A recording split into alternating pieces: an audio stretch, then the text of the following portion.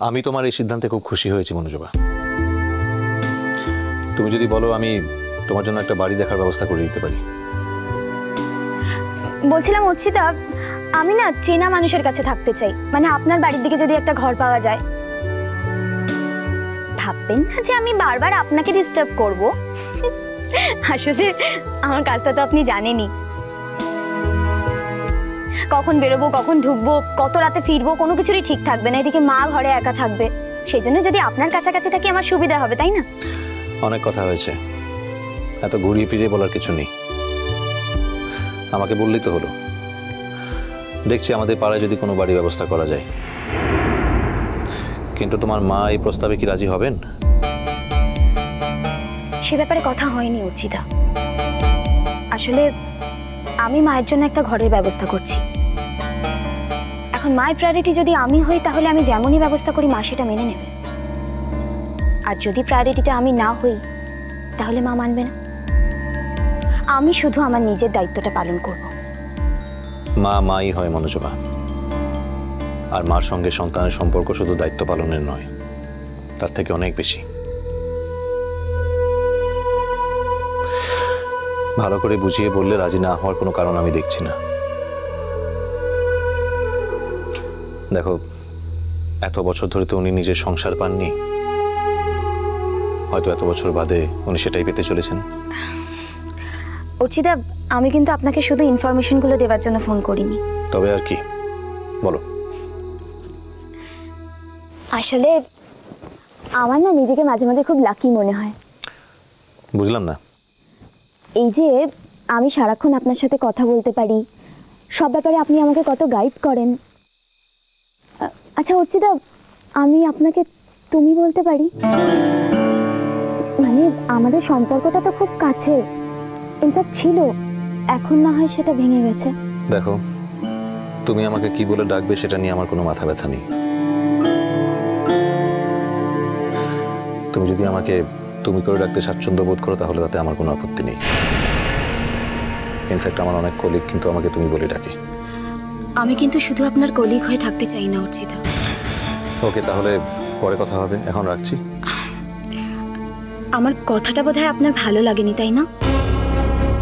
অন্য একজনের সব কথা যে সবসময় ভালো লাগবে তা তো নাও হতে পারে। আমারই অনেক কথা তোমার ভালো নাও লাগতে পারে।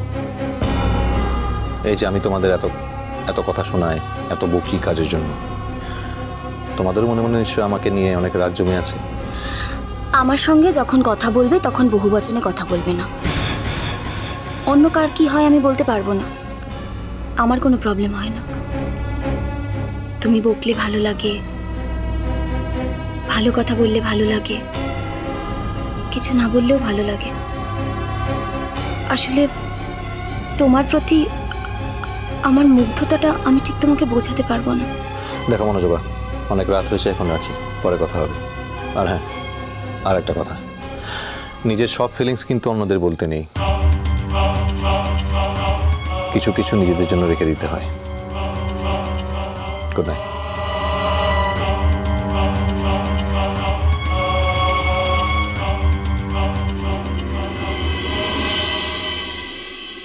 মনোজবা মানে দুদুল, মানে দিদিমণির পিসির মেয়ে।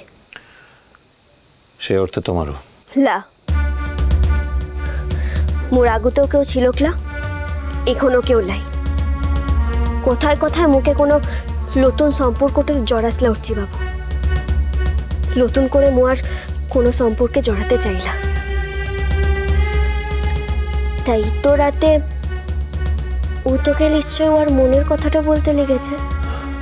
মেয়েটা একটু পাগলাটে ধরনের।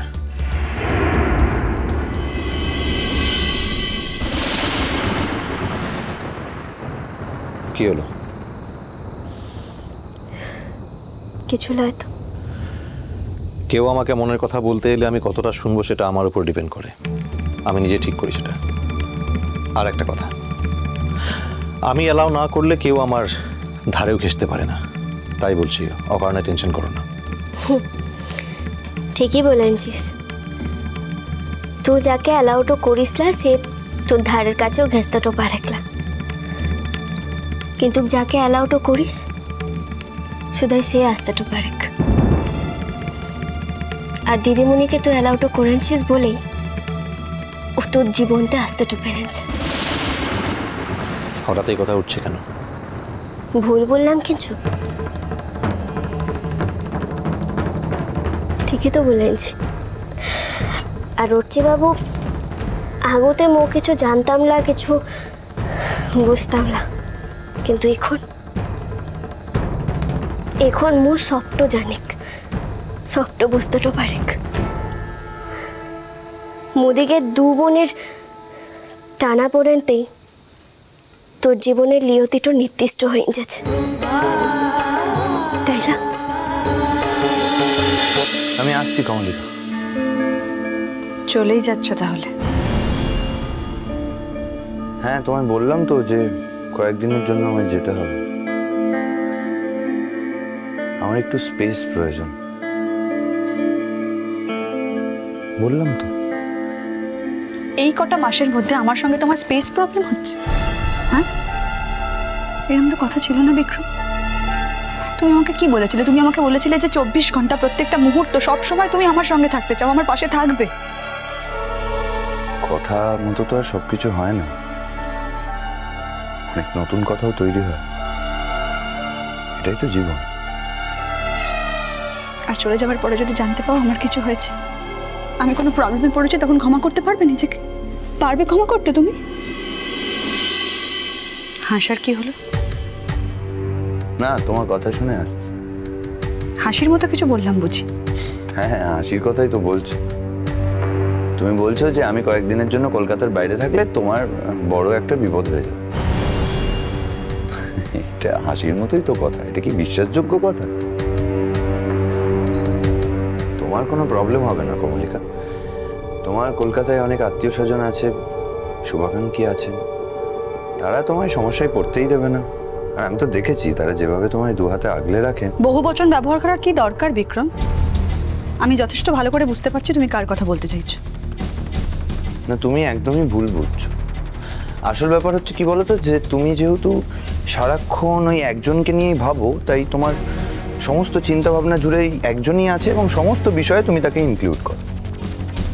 কিন্তু আমি সত্যি সত্যি তোমার পরিবারের কথা বলছিলাম, কারণ আমি নিজের চোখে সেটা দেখেছি যে তোমার বাড়ির লোক তোমাকে নিয়ে কতটা কনসার্নড এবং কতটা চিন্তা করে।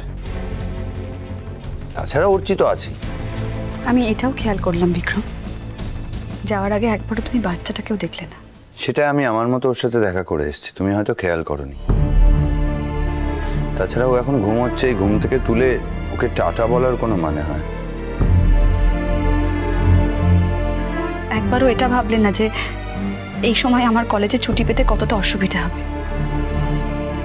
একবারও ভাবলে না যে ছুটিটা না পেলে বাচ্চাটাকে নিয়ে আমি কিভাবে কলেজ করব? কিচ্ছু তো ভাবলে না। এই সংসার করছিলে তুমি। কি বলছো? এটা কোনো ইস্যু নাকি? ছুটি না পেলে তুমি এমনি অ্যাবসেন্ট করবে, নন পেড লিভ হবে। এটুকু স্যাক্রিফাইস তো করতেই হবে, বল। তবু তোমাকে যেতেই হবে। শোনো কমলিকা, তুমি যদি আমায় বলতে না যে বিক্রম তুমি আমার জন্য থেকে যাও, তাহলে হয়তো I would have given it a second thought, বা হয়তো যেতাম না। কিন্তু শুধুমাত্র দৈনন্দিন স্বার্থ রক্ষার জন্য আমায় থেকে যেতে হবে, এই দায় কিন্তু আমার নয়। দেখো, একসাথে থাকলে স্বার্থ রক্ষার প্রসঙ্গ ওঠে, কিন্তু একটা সম্পর্ক যদি শুধুই স্বার্থ রক্ষার জন্য টিকে থাকে, তাহলে এরকম সম্পর্কেরও কোনো মানে হয় না।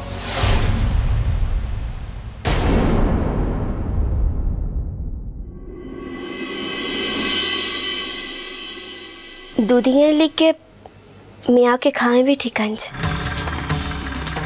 কিন্তু সারা জীবন তো মেয়াটোকে খাওয়াতে পারবি ক্লারে মেজমা? ওকে তো সারা জীবন ও পান্তাটাই খেতে তো হবে। না, আমার কিরকম যেন মনে হয় যে তোমরা মাঝে মাঝে বাহাকে খুব ভালোবাসো, আবার মাঝে মাঝে মনে হয় এই যে মেয়ের মতো ভালোবাসা না, এই মতো শব্দটা একেবারে আকাশ পাতাল পার্থক্য করে দেয়। দাদা শোনো, যদি বাহা একটু চেষ্টা করতো তাহলে আমার মেয়ের এত বড় সর্বনাশটা হতো না। মিষ্টি কুটুম মিষ্টি কুটুম মিষ্টি কুটুম।